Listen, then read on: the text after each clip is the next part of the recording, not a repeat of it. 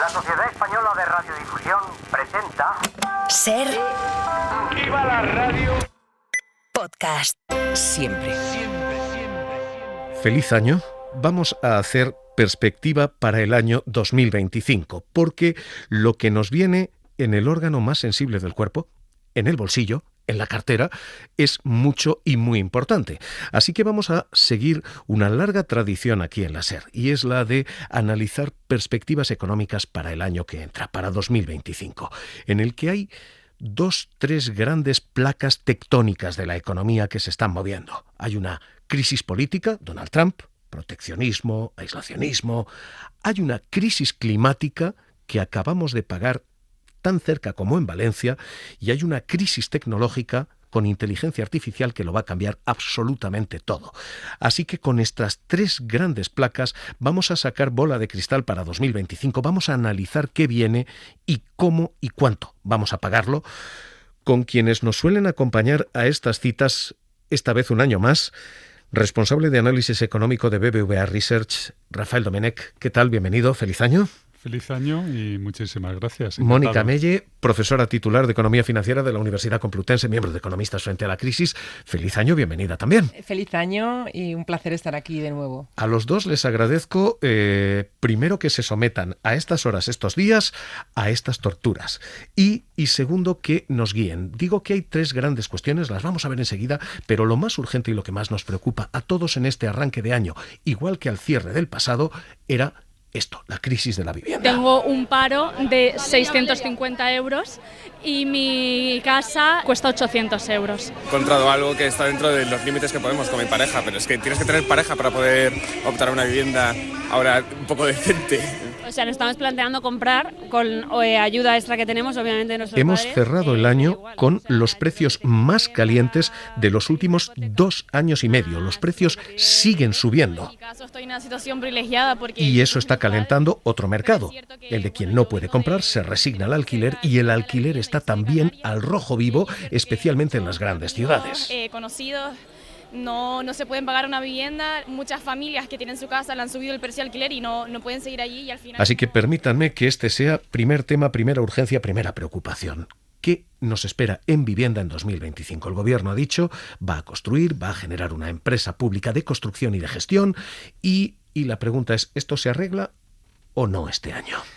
Yo pienso que un año es poco tiempo, no se construye de la noche a la mañana, hay una escasez de oferta evidente, que es lo que tensiona efectivamente precios tanto de compra como de alquiler al alza, y esto, además de ser un problema social, es también un problema de competitividad de nuestra economía, porque dificulta la movilidad laboral y, bueno, lastra efectivamente pues esa mejora en la competitividad.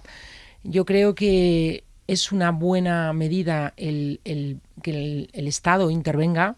Efectivamente es una competencia muy transferida, ha de hacerse, por lo tanto, en colaboración con ayuntamientos que tienen competencia de suelo, como de las comunidades autónomas, que son competentes también en materia de vivienda, pero no se está resolviendo el problema. Entonces tiene que haber alguna intervención, yo creo, más evidente, como está pasando en otros países nada sospechosos, como pueda ser Austria. Entonces yo creo que aquí también hace falta la colaboración público-privada, y bueno, yo creo que hay que ponerse manos a la obra para construir viviendas, mayormente viviendas públicas, y que sean dedicadas al alquiler social. O sea, yo creo que hace falta un parque público de vivienda en alquiler y poner todos los instrumentos sobre la mesa. Pero eso requiere mucho tiempo. No solamente voluntad política, también dinero, también presupuesto. También dinero. Hombre, los Next Generation inclusive también se pueden hasta emplear en alguna medida. Rafael Domenech, es que construíamos 650.000 viviendas al año cuando estábamos en el boom de la burbuja. Estamos en menos de 100.000 a fecha de hoy. ¿Esto este año se alivia? No. ¿El factor público lo alivia? Con la construcción de vivienda nueva no se alivia. Nos alivia a los ritmos a los que necesitamos, obviamente. Y la única manera de encontrar un alivio a corto plazo es mediante el alquiler de vivienda, es decir, tratar de movilizar toda la oferta de vivienda que sea posible en el mercado del alquiler, lo cual no es incompatible con que se trate, obviamente, de mejorar todas las regulaciones y todos los procesos para facilitar que el suelo se pueda, en el suelo disponible, se pueda construir vivienda con esa colaboración público-privada, ¿no? Pero efectivamente tenemos un problema que no es ni del año pasado ni siquiera del anterior, viene ya desde incluso antes de la pandemia. Llevamos ya bastantes años en los que la vivienda nueva que se construye es claramente insuficiente con respecto a la creación de nuevos hogares. Cada año hay una brecha aproximadamente en los últimos años de unos 200.000 unidades de vivienda y luego yo también creo que los cambios que ha habido en muchas regulaciones del mercado de la vivienda no han incentivado esa puesta a disposición del mercado de la oferta suficiente, ¿no? Necesitamos movilizar más vivienda en alquiler y eso pasa por un equilibrio adecuado entre rentabilidad y riesgo, ¿no?, para los arrendadores. Hay una lectura generacional en esto que están diciendo y es, sí, que se alquile. Claro, los que tienen menos de 30 años, hace aproximadamente, antes de la burbuja, en 2007, el 32% de ellos alquilaba. Hoy son el 56%. Es literalmente el doble lo que ha pasado. Pero es que los que no son tan jóvenes, hasta 44 años, eran el 18% los que alquilaban antes, son el 34% ahora. Es una generación que está alquilando no porque quiera, no por movilidad, como estaban diciendo ustedes, sino por resignación. Y vienen más bajadas de tipos de interés. The Governing Council today decided to lower the three key ECB interest rates by 25 basis points. Este fue el anuncio el 6 de junio y después el 12 de septiembre y después el 17 de octubre y después el 12 de diciembre y lo que hemos visto es una bajada y una bajada y una bajada que va a calentar más los precios de la compra, todavía va a ser más... Evidentemente las condiciones de compra pues han sido muy ventajosas y se ha optado más por la compra porque el alquiler es muy escaso. ¿Y tenemos a una generación descolgada? ¿Tenemos a la generación de menos de 44 descolgada? Pues desgraciadamente sí, porque además los salarios pues son bajos, la situación efectivamente de los jóvenes es muy preocupante, ¿no? Porque también son los que están sufriendo también el paro, son los que evidentemente el colectivo que más desempleo tiene, hay también muchos de ellos que no tienen la formación, en fin, hay unas situaciones de precariedad que les dificultan, ¿no?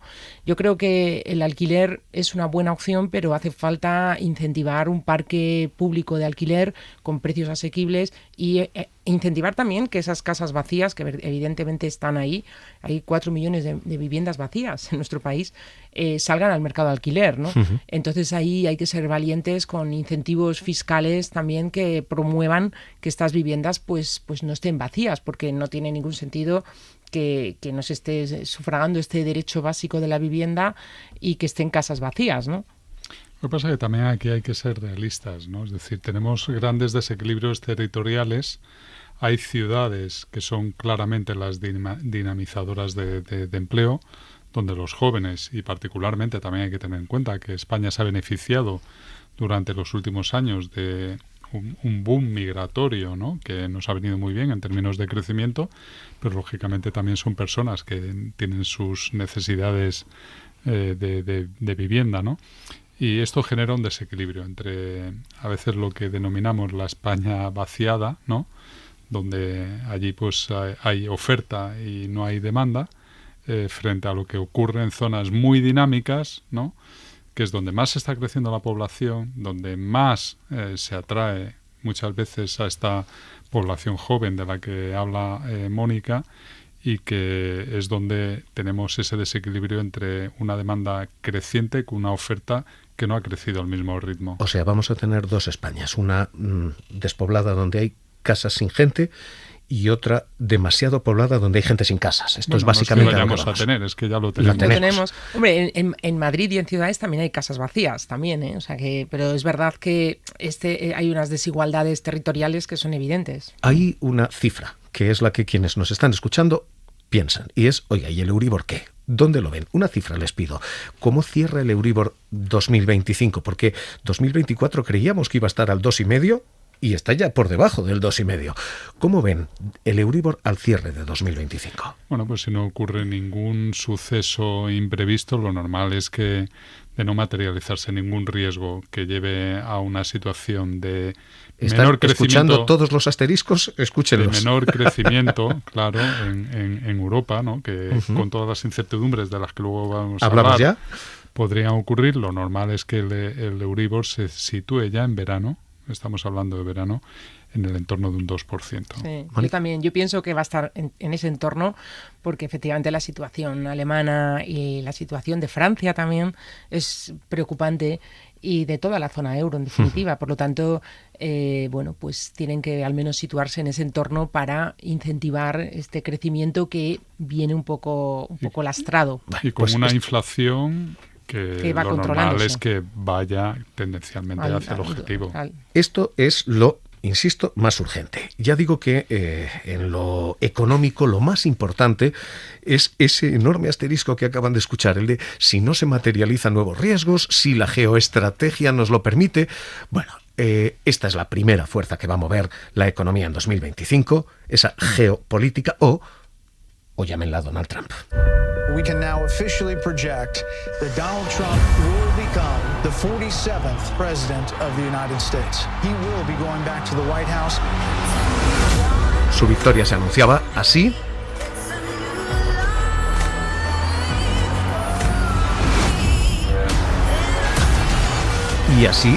Y así sonaba su propia campaña. Pero es que inmediatamente después de ganar las elecciones, Donald Trump anunciaba una guerra comercial, una guerra arancelaria con aranceles de hasta el 30% a socios comerciales como México, como Canadá y, por supuesto, como las exportaciones de coches europeas. And if these companies don't make their products here, then they will pay a very stiff tariff when they send their products into the United States for the privilege of competing with our workers. Diciendo, si no fabrican aquí, pagarán enormes aranceles.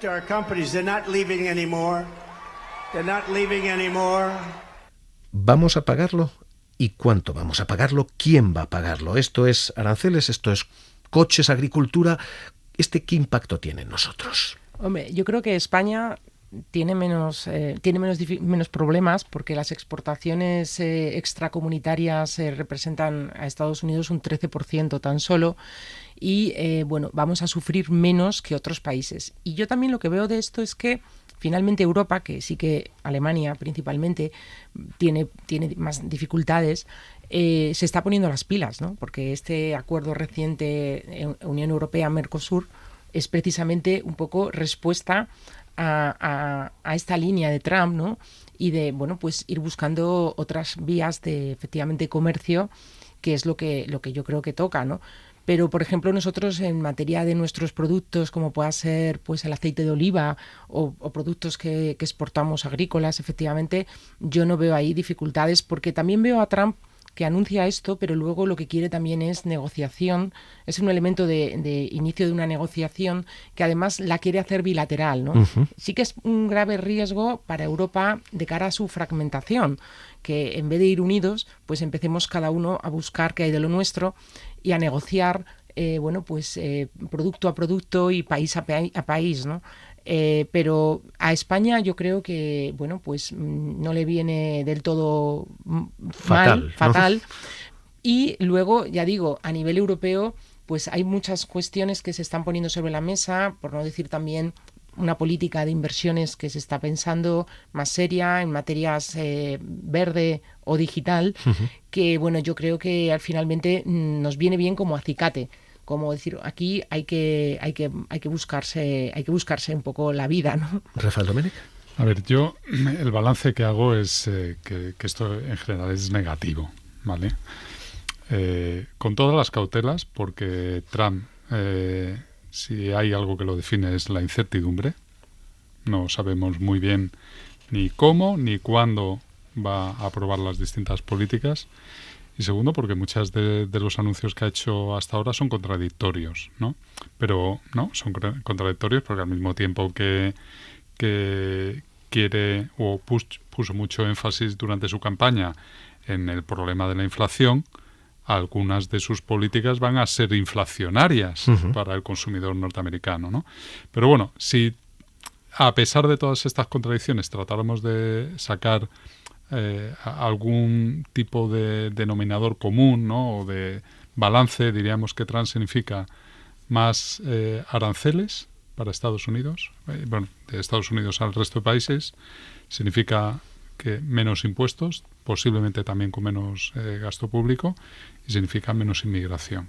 ¿Vale? ¿Significa más precios? ¿Significa vamos a pagarlo más caro? No, nosotros no, ellos, los consumidores. O sea, ¿Y nosotros, curiosamente... y nosotros? Déjeme que les traslade a los dos la lectura que ha hecho el propio Banco Central, porque el Banco Central lo que está leyendo, Banco Central Europeo, es literalmente la Comisión Europea también. First of all, engage. Very important. Secondly, discuss about common interests. Que va a haber una negociación y que se van a negociar cuestiones conjuntas, pero que obviamente una guerra arancelaria va a ser respondida. Es decir, que las importaciones también se van a encarecer. Es decir, que esto también puede ser más caro para nosotros. Lo ha dicho la Comisión Europea, lo ha dicho Luis de Guindos, Banco Central Europeo. Cuando tú subes por primera vez aranceles, el de enfrente te puede reaccionar y te puedes meter en una espiral que no es en absoluto positiva. Pero es que lo ha dicho China también. Avisando que estamos en una situación de respeto, pero de coexistencia pacífica por el momento, decía Xi Jinping, decía su ministra de Exteriores también. Diciendo no hay ningún ganador en una guerra comercial, no sería esto bueno para el mundo. Así que la pregunta, vuelvo a decirle, señor Domenech, es, ¿esto lo pagamos con más precios? ¿Vamos a pagarlo todo más caro? Lo vamos a pagar más caro, pero sobre todo lo vamos a pagar con menos crecimiento. Y las subidas de precios no van a ser homogéneas. Quien más va a pagar por los aranceles más altos va a ser el consumidor norteamericano. Por aranceles más altos y también por una menor inmigración, por un menor crecimiento del empleo y de la fuerza de trabajo. Curiosamente, todas las proyecciones que se hacen de una guerra comercial lo que llevan es a más inflación en Estados Unidos y menos inflación en Europa y en el resto del mundo.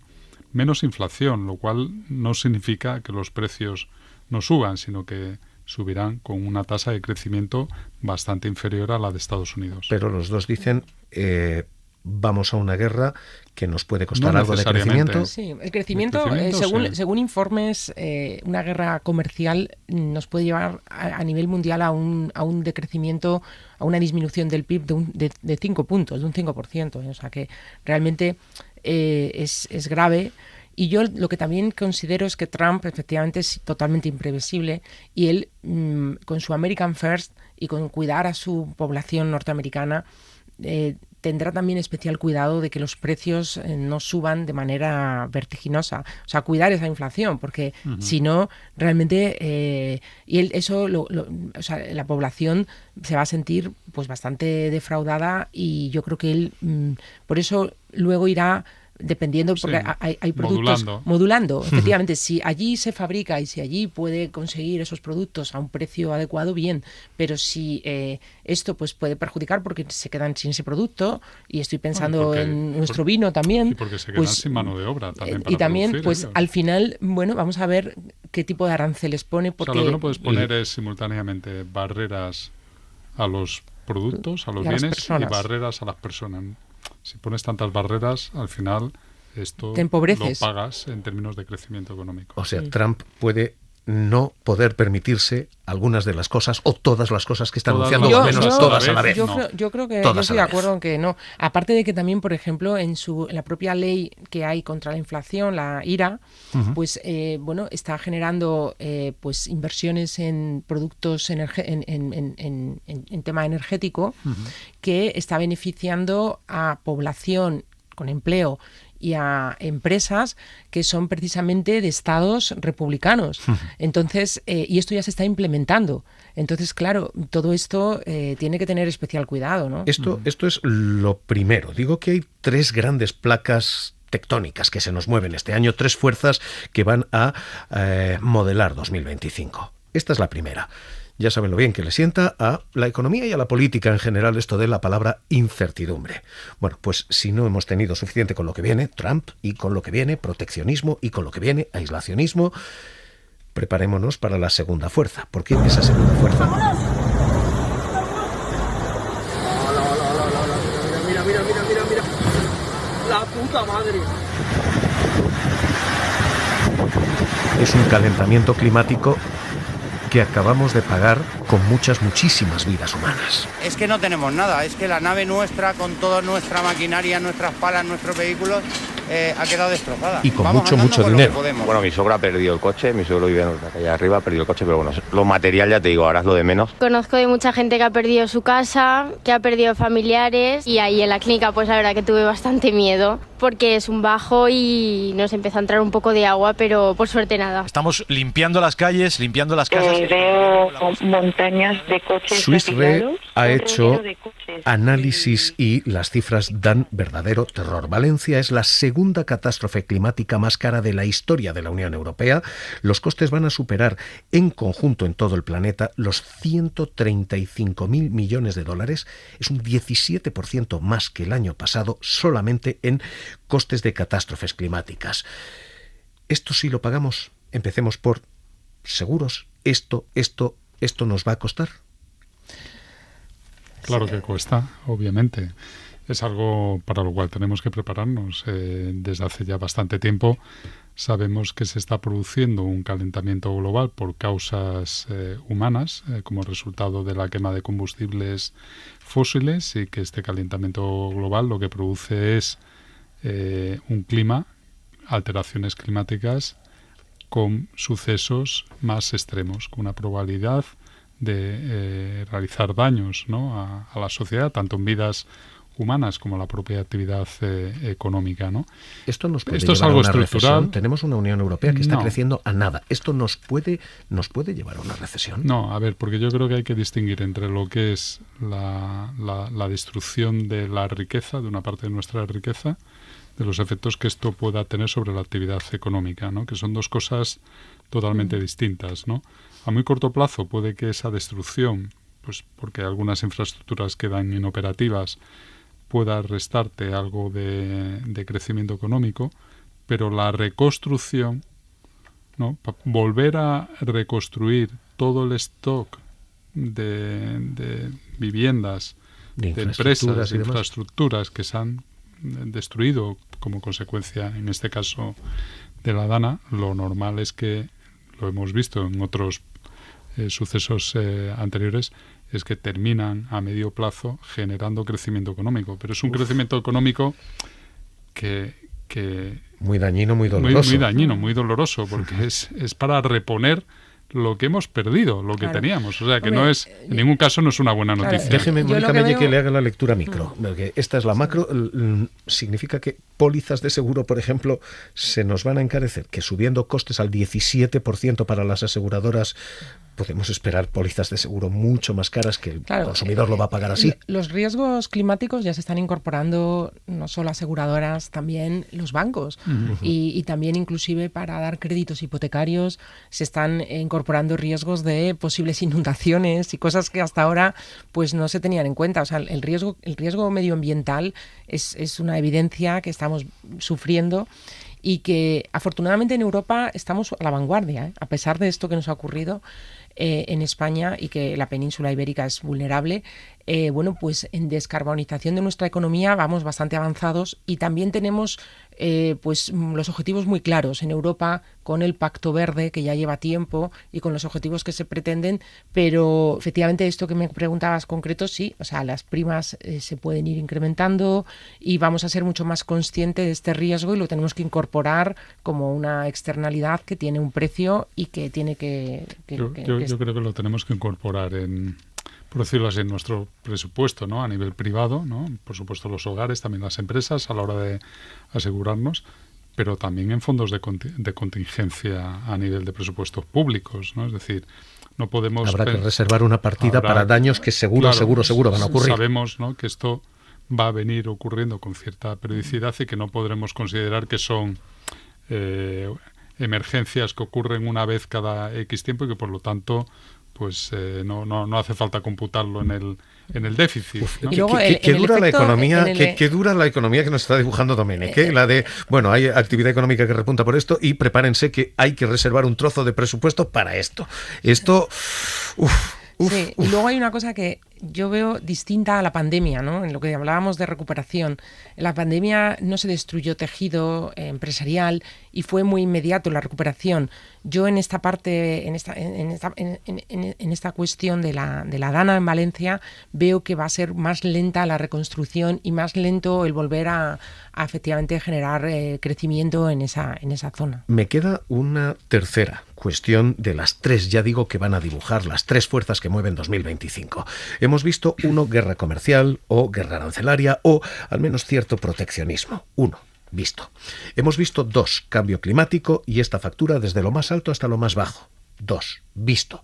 Nos queda una tercera y es la crisis tecnológica o revolución tecnológica, porque uno no sabe cómo bautizar la llegada de la inteligencia artificial, pero el Fondo Monetario Internacional está diciendo 60% of jobs in advanced economies are going to be impacted by artificial intelligence. Que el 60% de los puestos de trabajo van a quedar tocados, afectados por la inteligencia artificial y lo que se dice es Make your job more enjoyable and que hay quien tendrá más productividad, sí, pero hay quien tendrá más paro. It is determined by the kind of job you hold. Y que quien se beneficia depende de qué tipo de trabajo tiene. Déjeme que se lo pregunte así de crudo. ¿Inteligencia artificial, esto es una bendición o esto es una maldición que nos viene? Depende para quién. Yo estoy totalmente de acuerdo en que esto va a generar nuevas oportunidades de empleo y nuevos trabajos que hasta ahora no conocemos, ¿no? Ya se está pues barajando el trabajo de saber preguntar bien a la inteligencia artificial y saber reconducirla bien, y porque las máquinas finalmente no pueden hacer todo, pero efectivamente hace falta gente cualificada, formada, pero también es verdad que hay otros trabajos más rutinarios, más mecánicos, que pueden ser sustituidos y que de hecho ya están siendo sustituidos. Pero a mí me preocupa mucho porque yo creía, por ejemplo, programador informático o gente que desarrolla lenguaje, nunca piensas esta gente puede ser sustituida. Y es verdad que te dicen todavía la inteligencia artificial no es lo suficientemente sofisticada como para sustituirnos.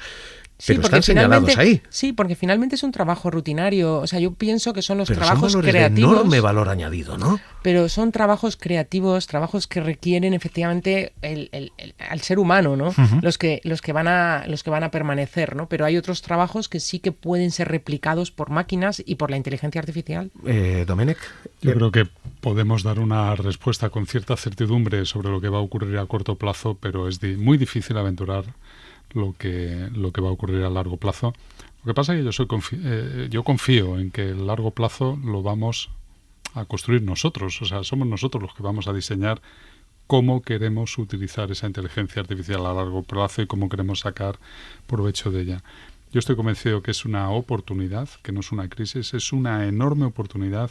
Esto es lo que se conoce como una tecnología de propósito general, absolutamente transversal, que cuando tú dices puede tocar o afectar a todas las ocupaciones, lo puede hacer para bien, lo puede hacer para incrementar la productividad, para que podamos conciliar mucho más, para que podamos tener salarios más elevados, para que podamos generar mucho más valor añadido que hasta ahora.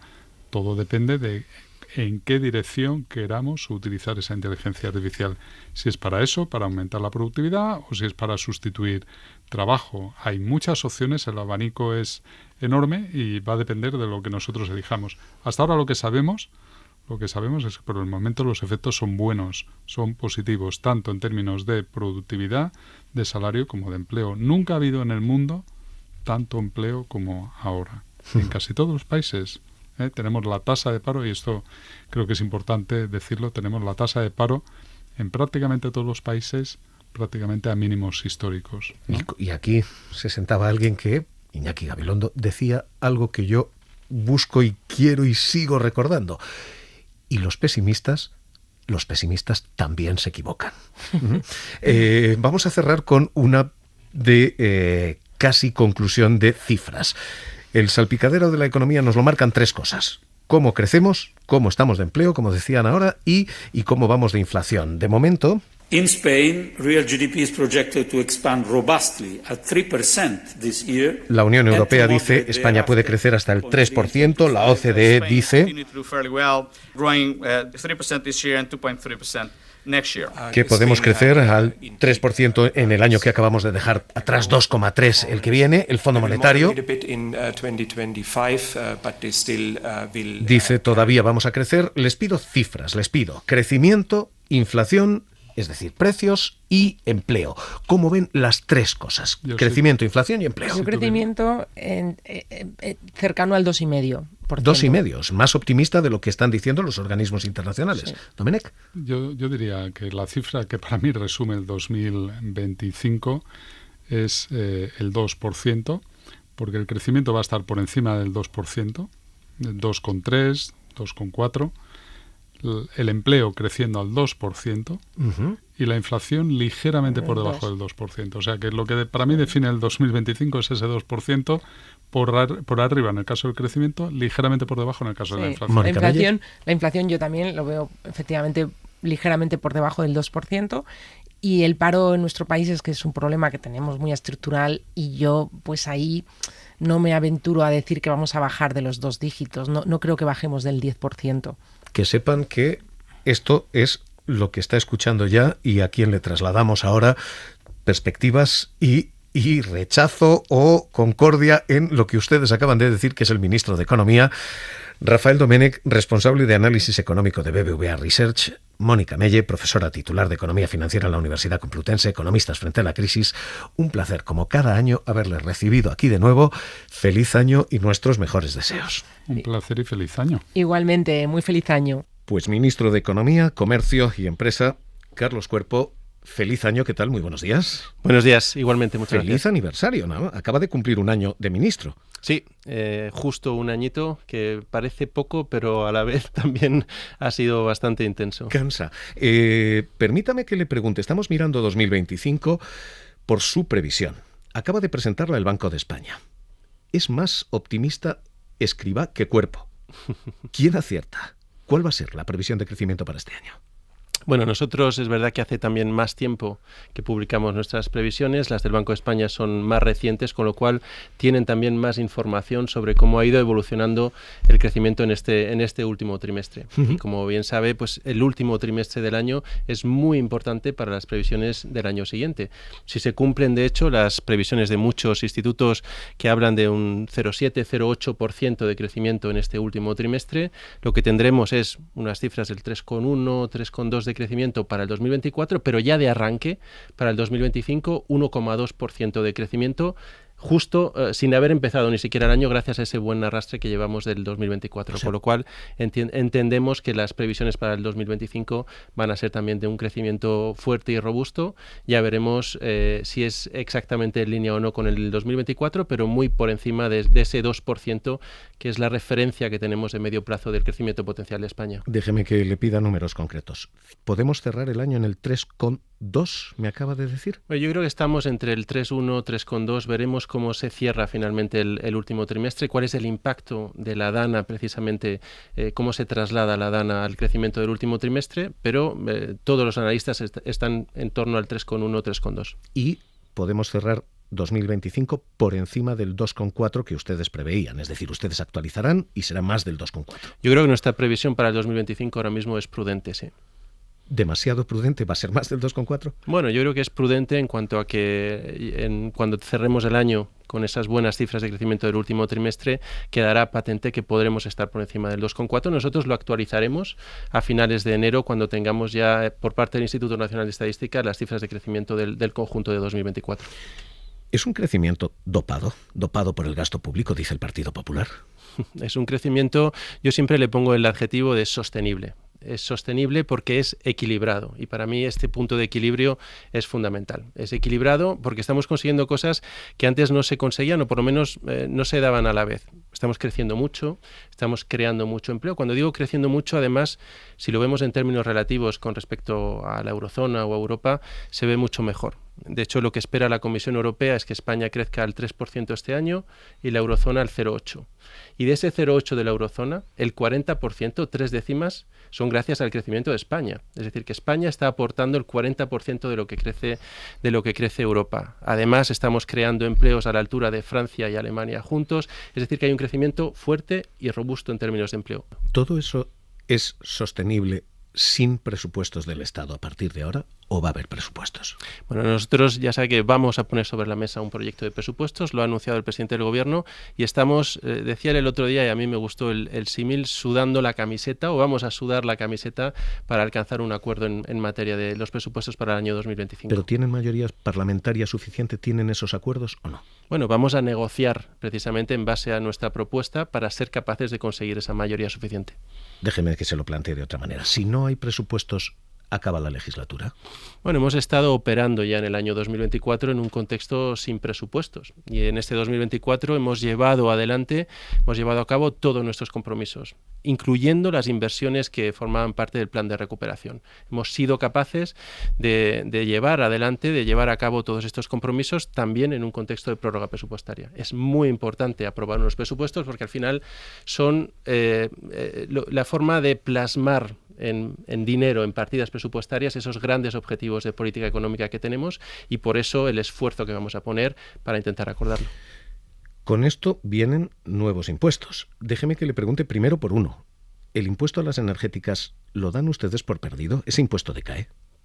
Bueno, nosotros hemos sacado precisamente en el último Consejo de Ministros una propuesta, un Real Decreto Ley para ampliar este impuesto durante un año. Sin mayoría parlamentaria. Bueno, ahora lo que viene es la convalidación de ese Real Decreto Ley y veremos si somos capaces o no de llegar a un acuerdo. Ya sabemos que este es uno de los elementos más complejos de la negociación, con partidos con visiones que a priori pueden parecer opuestas. Vamos a trabajar para llegar a un acuerdo. Si no lo consiguen, esto decae. No va a haber más intentos, no va a haber más asaltos. Bueno, ya hemos comprometimos cuando se aprobó la reforma fiscal este impulso adicional de poner sobre la mesa una propuesta concreta que intente equilibrar precisamente todos los intereses. Eso es lo que hemos hecho cumpliendo con nuestro compromiso y ahora vamos a ver si es posible o no llegar a ese acuerdo con suficientes grupos parlamentarios. No me contesta.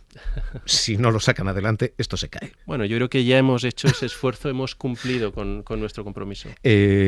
Reglas fiscales. Tenemos nuevas reglas fiscales. Tenemos nuevos ajustes obligatorios. Tenemos nuevos impuestos que vienen subidas fiscales.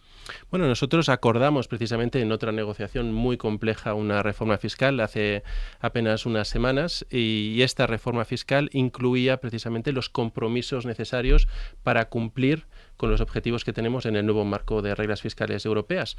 Ya planteamos, de hecho, en julio un avance progresivo de nuestro déficit que esperamos que termine en el 3% este año y siga reduciéndose el año que viene, por ejemplo, hasta el 2,5%, cumpliendo así con nuestros objetivos a nivel europeo, siendo lo que Europa llama un buen alumno, ¿no?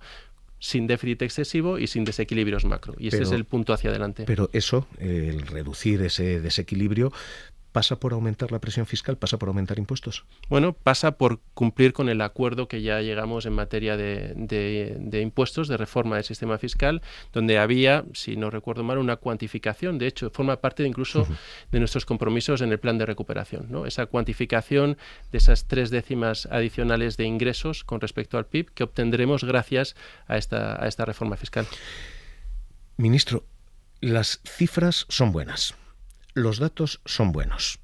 OCDE, Comisión Europea, Fondo Monetario, The Economist dicen las cosas van bien. Pero los españoles dicen España no va tan bien. La percepción económica es mala. 2 de cada 3 dicen España va mal. ¿Qué está pasando? ¿Qué está fallando? Bueno, yo creo que es importante resaltar o volver al primer argumento, ¿no? Los datos son los que dicen que la economía española va bien y es, según ese panel de 5 indicadores que ha construido el Economist, la economía que mejor ha estado en el año 2024. Pero la gente no lo capta. ¿Por qué? Efectivamente, tenemos ahí un doble esfuerzo. Primero, conseguir que esos buenos datos agregados o macro lleguen al día a día de los ciudadanos, y aquí estamos avanzando y ahora podemos hablar de algunos indicadores, es decir, trasladar esto en términos de realidad micro, y luego también el elemento de expectativas. Ese elemento de expectativas es muy importante porque decía usted que al final tenemos 2/3 partes de los ciudadanos que creen que la economía española no va bien, pero justo cuando les preguntamos, y esto lo hace por ejemplo el CIS, cómo va su economía personal, 2/3 partes dicen que va bien o muy bien.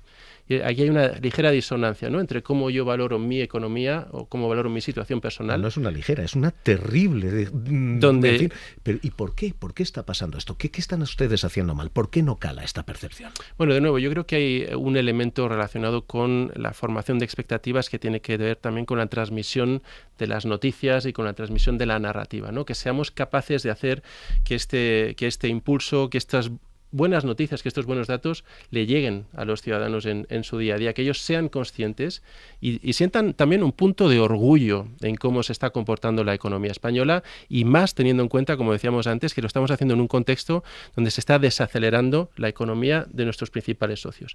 Pero, ministro, me gusta mucho lo que dice. Hay una mala transmisión, significa ¿ustedes lo cuentan mal o nosotros lo contamos mal? Bueno, yo creo que primero hay que hacer o tener un elemento de autocrítica, y nosotros lo estamos pensando y diagnosticando continuamente cómo podemos hacer para que esto llegue más a los ciudadanos, qué canales tenemos que utilizar, a través de con qué frecuencia tenemos que insistir, ¿no?, en este goteo continuo de buenas noticias. Sabemos que las buenas noticias no son tan sexys como las malas a la hora de clicar o para los propios medios, pero yo me empeño en decir que las buenas noticias también son noticia, ¿no? Y esto tiene que llegar a los ciudadanos. Dicho esto, como decía antes, somos conscientes, este es el elemento de expectativas, pero que también hay un elemento de realidad donde hay que seguir trabajando. Vamos a variables. ¿Se puede seguir subiendo ese salario mínimo? Y la pregunta fundamental, ¿cuánto? Bueno, efectivamente, yo creo que podemos decir que se puede seguir subiendo, y con respecto a la segunda parte de la pregunta, tenemos una referencia muy clara, que es la evolución del salario medio de la economía. Desde el principio, este esfuerzo que hemos hecho en los últimos años por converger al 60% del salario medio es lo que nos lleva también a tener una referencia clara hacia adelante. Tenemos que conseguir que se mantenga en ese 60% del salario medio. ¿Por qué? Porque la evolución del salario medio al final es un resumen de cómo va evolucionando la economía, qué salarios se pueden permitir las empresas, cómo evoluciona nuestra productividad, y por tanto hay que conseguir que los trabajadores que tienen menor capacidad de negociación, que tienen menores salarios, también se beneficien de esta buena evolución de la economía, y que sus salarios vayan en evolución paralela a la de este salario medio, ese 60%. Hay una forma que es subir salarios, hay otra forma que es menguar jornada. Uno cobra más si sigue cobrando lo mismo, pero trabaja 2 horas y media menos. Están ustedes todos a una, ministro. Usted y la ministra de Trabajo parecen no ver las cosas igual. Ella dice esto ya y esto ya en 2025. ¿Usted dice no o sí? ¿Usted dice en 2025 sí o no? Bueno, yo creo que es importante, cuando hablamos de que estamos todos a una, en que compartimos el objetivo de fondo, que es avanzar y conquistar este derecho para los trabajadores, que la reducción de la jornada a las 37 horas y media. Este es el marco en el cual estamos ahora mismo trabajando para tener una propuesta que pueda hacerse efectiva lo antes posible. Recordemos, o aquí a mí me gusta recordar, que al final esta propuesta que pongamos sobre la mesa tiene que tener en cuenta dos realidades importantes: la realidad de la economía española y la realidad también, por supuesto, de la negociación parlamentaria o de lo que son los equilibrios en el Congreso. Tenemos que conseguir una propuesta que vaya en línea con lo que hemos hecho en ocasiones anteriores, muy ambiciosa en los objetivos y muy equilibrada en el propio diseño. ¿Para qué? Para conseguir que se acuerde, y que además ese acuerdo, esa ganancia de derechos, sea sostenible a medio y largo plazo. Entiendo, no hay apoyos suficientes en el texto que ahora está sometido a audiencia pública en lo parlamentario. Eso lo entiendo. ¿Qué significa lo otro? ¿Qué significa que tenemos que hacer ajustes en tejido productivo, tenemos que hacer ajustes? ¿Qué significa eso? ¿Que, por ejemplo, la agricultura puede no aplicar la reducción de jornada? ¿La hostelería puede no aplicar la reducción de jornada? Bueno, es importante, cuando hablamos de los ajustes o no, del trabajo que tenemos que seguir haciendo para encontrar un texto equilibrado, que tengamos conciencia, como decía, en este caso, de la realidad de nuestra economía, con un peso muy importante, por ejemplo, de las pymes. Este es uno de los elementos que tenemos que considerar. Hay otros elementos fundamentales, como por ejemplo la distinta casuística dependiendo del sector en el que estén las empresas y por lo tanto los trabajadores a quienes queremos darle este derecho de reducción de la jornada.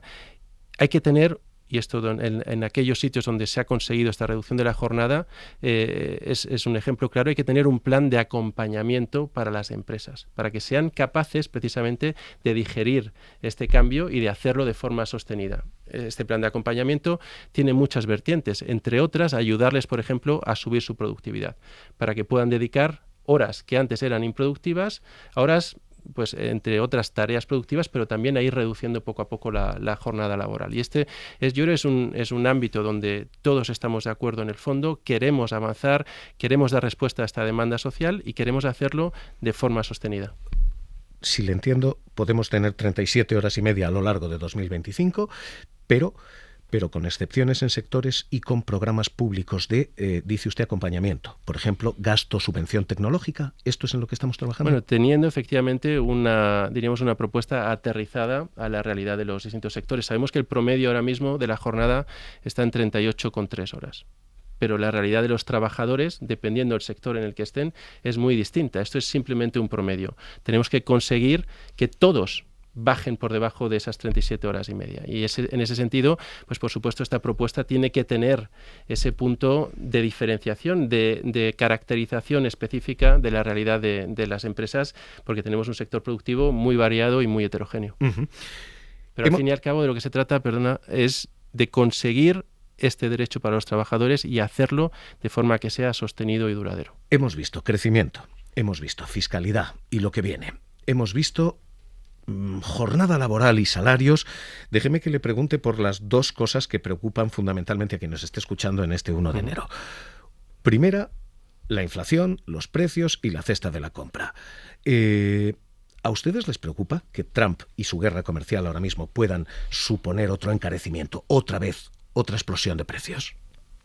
Bueno, está por ver, ¿no? Yo creo que sería prudente en cuanto a las actuaciones que vaya a realizar la nueva administración Trump en materia arancelaria o de política comercial.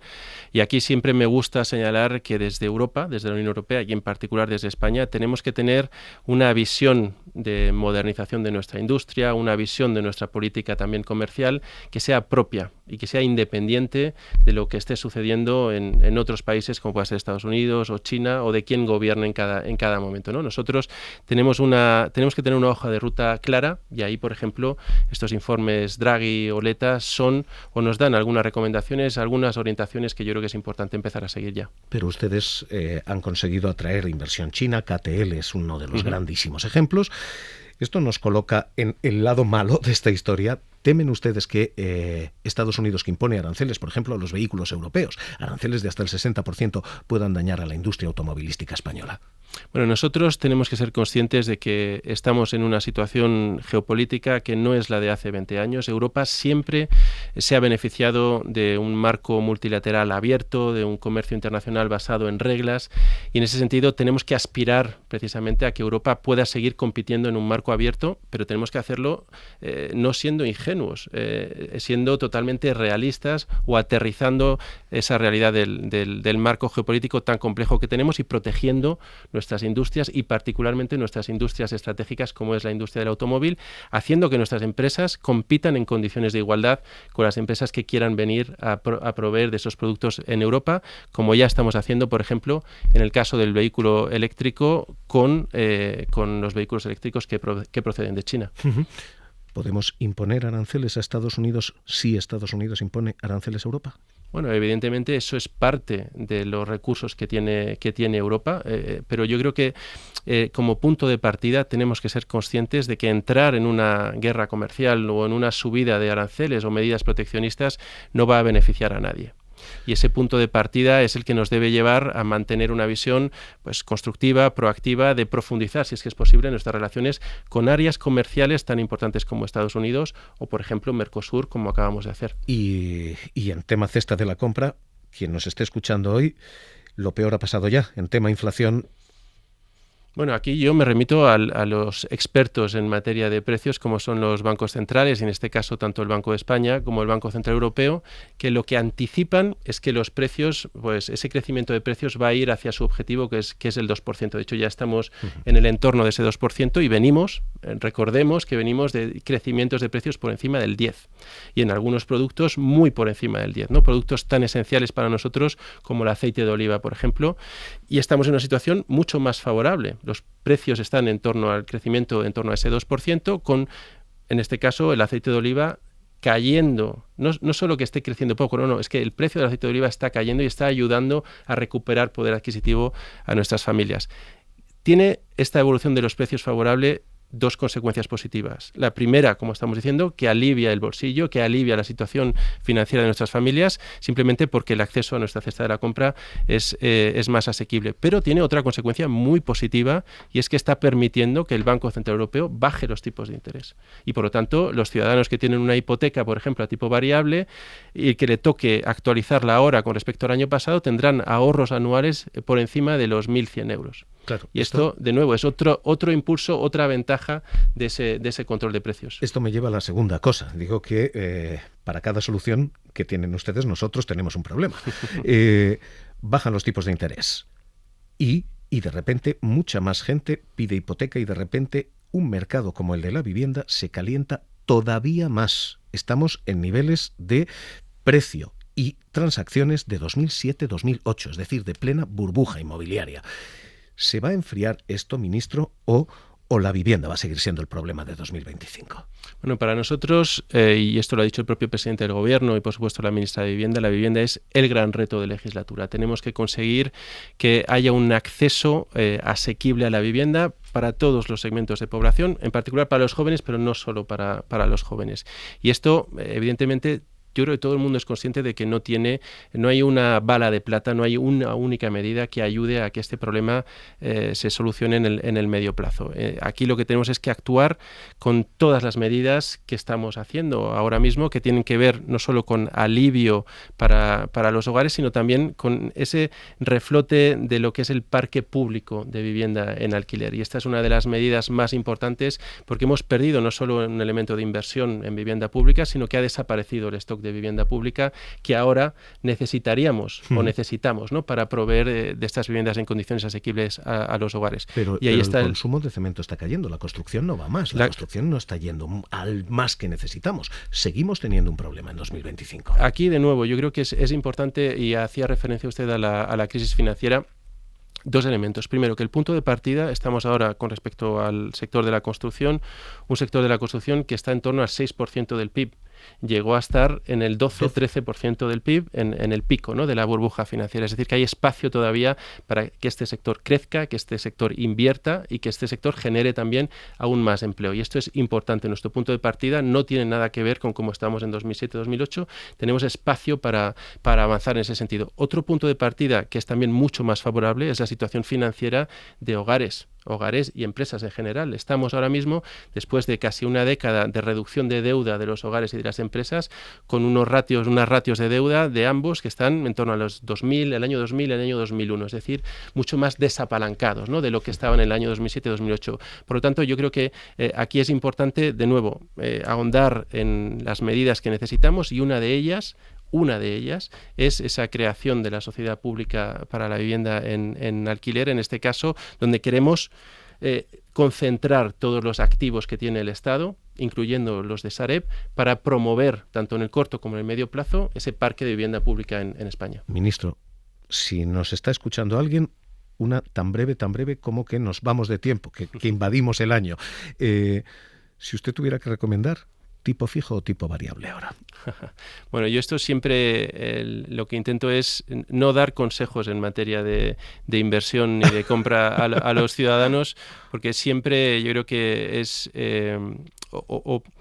puede interpretarse de muy distintas maneras. Carlos Cuerpo, ministro de Economía, Comercio y Empresa y Tradición en la cadena SER.